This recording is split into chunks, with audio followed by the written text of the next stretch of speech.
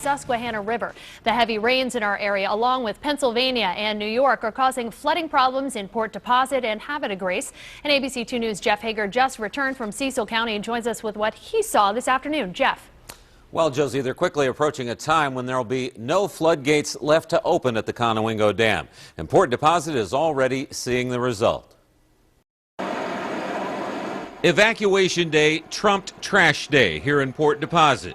And now rising floodwaters have turned Main Street into a virtual cesspool.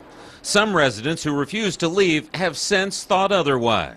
Actually, I had planned on staying, but the fumes from all the ruptured oil tanks, fumes were gathering in the house and it wasn't safe, so we went to Prairieville Powder Road. The otherwise scenic Conowingo Dam now has water from the north building to dangerous levels behind it. And workers have now opened 43 of the floodgates to release both the water and the pressure. County leaders say they saw this coming.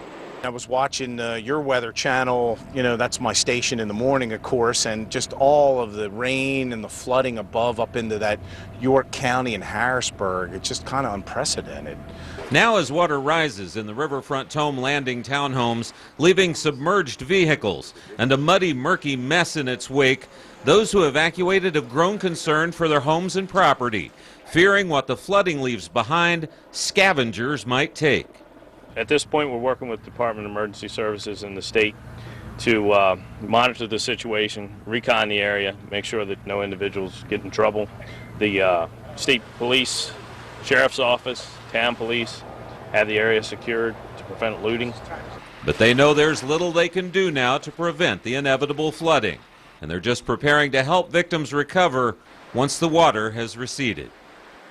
The Maryland Emergency Management Agency is also on the scene in Port Deposit, and MEMA has already asked President Obama for a pre-disaster declaration so they can secure federal money to help clean up in the days to come.